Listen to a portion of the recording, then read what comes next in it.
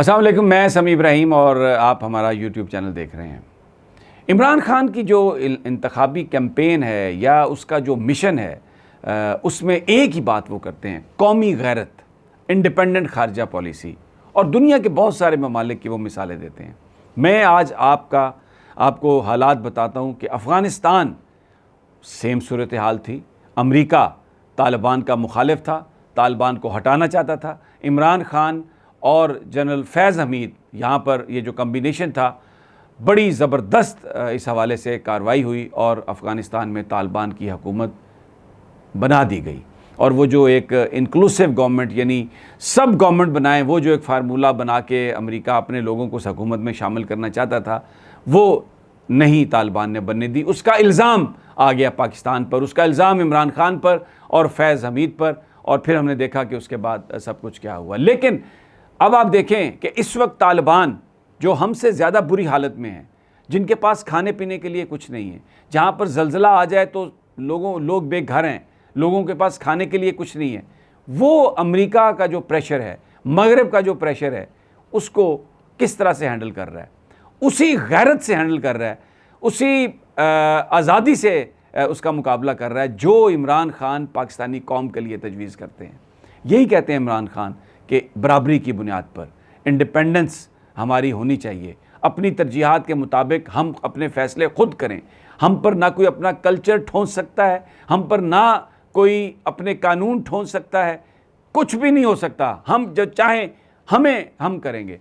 यही कर रहा है अफ़गानिस्तान। वहाँ पर अभी लोई जिरगा हुआ, वहाँ पर 3000 से ज़ायद उलमा ने उसमें शिरकत की, और हिब्बुल्लाह जो इस वक्त तालिबान के लीडर हैं, स्पिरिचुअल लीडर हैं, तालिबान हुकूमत को कंट्रोल कर रहे हैं, वहाँ पर उन्होंने जो एक बात कही, वो इस इम्पोर्टेड हुकूमत के लिए, हमारी इस्टेब्लिशमेंट के लिए, हमारे मक़तदर इदारों के लिए, उन लोगों के लिए जो कहते हैं कि जी हमारे पास ताकत है, पाकिस्तान एक न्यूक्लियर पावर है। अफ़गानिस्तान तो एक न्यूक्लियर पावर नहीं, लेकिन उन्होंने गुलेलों से, बंदूकों से बजा बजा के बैंड पूरी दुनिया को वहाँ से निकाला, जिन्होंने वहाँ पर कत्लो गारत का एक बाज़ार गर्म कर रखा था।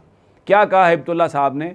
उन्होंने कहा कि जनाब अमेरिका और यूरोप, आप हमें हमारे हाल पे छोड़ दें, हमें आपकी किसी मदद की ज़रूरत नहीं है, हम रूखी सूखी खा लेंगे, लेकिन अपने मुस्तकबिल का फ़ैसला हम खुद करेंगे। और साथ उन्होंने ये कहा कि हमें आपसे कोई इमदाद नहीं चाहिए, हमारे 7 अरब डॉलर जो हमारे एसेट्स हैं अफ़गानिस्तान के, अमेरिका के अंदर, जो अमेरिका ने गज़ब कर लिए किसी कानून के बगैर। यानी आप ये देखें, जो लोग इस मुल्क में, इस दुनिया में जो कहते हैं कि हम बड़े सिविलाइज्ड हैं, जो लोग ये कहते हैं कि हम अखलाकी तौर पर बड़े बुलंद और आला हैं, उन लोगों ने अफ़गान कौम का 7 बिलियन डॉलर उसको फ्रीज़ कर लिया। और उसके बाद सदर जो बाइडन ने ये ऐलान कर दिया कि 3.5 अरब डॉलर जो है वो हमने 9/11 के जो विक्टिम है उनके लिए रख दिया। हालांकि जो 9/11 जो हुआ उसमें एक भी अफ़गान शरीक नहीं था, जिन लोगों ने प्लान किया वो भी अफ़गानी नहीं थे, उसामा बिन लादेन पर इल्ज़ाम था, जिन लोगों ने ये किया वो मुख्तलिफ नेशनैलिटीज़ के लोग थे, उनमें कोई भी अफ़गान नहीं था। लेकिन वो अफ़गानिस्तान के पैसे उधर, और फिर 3.5 बिलियन डॉलर उन्होंने कहा जी वो हम अफ़गानिस्तान को दे देंगे। अब अमेरिका के मुज़ाकरात दोहा में 1-2 दिन हुए हैं, तालिबान के साथ ख़त्म हुए। कहते थे कि जी हम रिकग्नाइज़ नहीं करते, हम दहशतगर्दों से बात नहीं करेंगे, और तालिबान जब तक यहाँ पर ख़वातीन का मसला हल नहीं करते, इंसानी हकूक़ का मसला हल नहीं करते, उनके वो जो उनकी एजुकेशन के हवाले से जो मगरब का कल्चर है, यानी मगरब अपने ममालिक में, फ़्रांस में क्या हो रहा है, अमेरिका में क्या हो रहा है, और बहुत सारे यूरोपीय ममालिक में क्या हो रहा है कि अगर कोई लड़की स्कार्फ पहन के जाती है, हमारी मुसलमान बच्ची, तो कहते हैं कि तुम स्कार्फ पहन कर नहीं आ सकती हो। और इंडिया के अंदर बच्चियों को निकाल दिया गया स्कार्फ पहनने के इल्ज़ाम में, इम्तिहानात देने की इजाज़त नहीं दी गई, उनका कैरियर बर्बाद कर दिया। किसी अमेरिकी ने किसी यूरोपीय मुल्क ने, किसी ने इसकी कोई मज़म्मत नहीं की। और अपने मुल्क में इतनी ज़्यादा रेशियल प्रोफाइलिंग करते हैं, यूरोप में, अमेरिका में, हिजाब जिन्होंने पहना हुआ है उनको जाने नहीं देते। यहाँ पर ये कहते हैं कि जो हमारा कल्चर है अफ़गान ख़वातीन उसके मुताबिक वो करें। तो ये जो अख़ुंज़ादा हिब्बुल्लाह है, उन्होंने बिल्कुल साफ़ ये बात कर दी, हमारा निज़ाम क्या होगा, हमने कैसा चलाना है, हमें कोई ना बताए, हम ना अपना कल्चर तब्दील करेंगे, ना अपना रिलीजन तब्दील करेंगे, हम अपनी मर्ज़ी से अपने अपने लोगों के लिए, अपने लोगों की मदद से, उनसे सलाह मशवरे से अपना सिस्टम हम निकालेंगे हुकूमत का। हमें मगरब के किसी निज़ाम की ज़रूरत नहीं है, हमें कुछ नहीं आपसे लेना देना। कोई वो न्यूक्लियर पावर नहीं है, कोई दुनिया की चौथी बड़ी फ़ौज उस मुल्क का हिस्सा नहीं है। अल्लाह पर भरोसा है और उन्होंने जंग जीती है, और आज वो कह रहे हैं कि हम अपने फ़ैसले खुद करेंगे। और देखें उनकी जहानत। पाकिस्तान के वज़ीर-ए-आज़म ने ऐलान किया कि हम कोयला अफ़गानिस्तान से ख़रीदेंगे। अफ़गानिस्तान में कोयले का रेट था $90 टन। उन्होंने क्या किया, उन्होंने फ़ौरी तौर पर जब उन्हें पता चला कि हमारा कोयला बिकने वाला है, अफ़गानिस्तान ने अपना जो कोयले का रेट है उसको कर दिया $200 पर टन। 30% उस पर कमर्शियल ड्यूटी भी आयद कर दी, और साथ ये कहा कि अगर किसी ने हमसे कोयला लेना है तो वो डायरेक्टली अफ़गान हुकूमत से नहीं ख़रीदेगा, वो जो हमारे ट्रेडर्स हैं उनके ज़रिए ख़रीदेगा। क्या उन्होंने ये खूबसूरत फ़ैसला किया है अपने लिहाज से। हमें तो, हमारे लिए तो शायद वो इतना अच्छा नहीं है कि हमें पैसे ज़्यादा देने पड़ेंगे। और ये जो सस्ता कोयला ख़रीदने की जो बात की थी शहबाज शरीफ ने कि जी हम इससे $2.5 बिलियन बचा लेंगे, वो तो मुझे लगता है अब हवा में उड़ गई। लेकिन उन्होंने देखें फ़ौरी तौर पर एक अपॉर्चुनिटी आई तो उन्होंने क्या किया।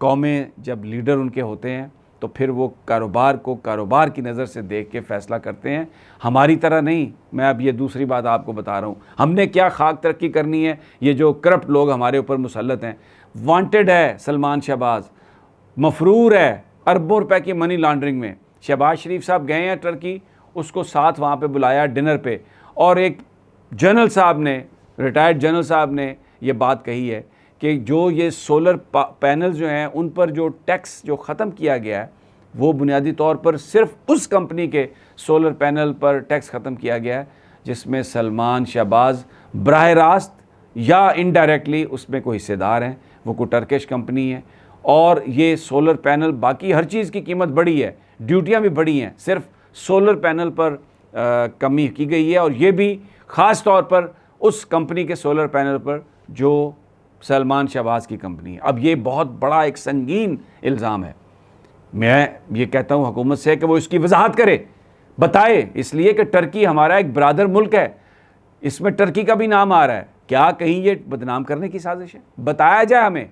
और अगर सलमान शहबाज वहाँ पर आए इसी तिजारती मंसूबे के लिए और इसी तरह कर करा के वो चले गए जैसे माजी में करते रहे हैं, हुदैबिया पेपर मेल और दूसरी चीज़ें, और फिर हमेशा से ये छूटते रहे, तो ये वो वजह है कि हम कहीं तरक्की नहीं कर सके। और यही वो ख़ानदान है, दो, पीपल्स पार्टी वाला और मुस्लिम लीग नून वाला, जो पिछले 30 साल हुकूमत करते रहे। और फिर मैं अगली बात कर दूं, इनके 30 साल निकालें तो वो जो पाकिस्तान के मुक़्तदर इदारे हैं वो हुकूमत करते रहे। तो सिर्फ ये कहना कि ये दो ख़ानदान ज़िम्मेदार हैं, नहीं। और भाई 30 साल 35 साल इनके, 30-35 साल आपके मुक़्तदर इदारों के। मुशर्रफ रहा, ज़ियाउल हक रहा, तो फिर कौन है उनका ज़िम्मेदार, कौन है?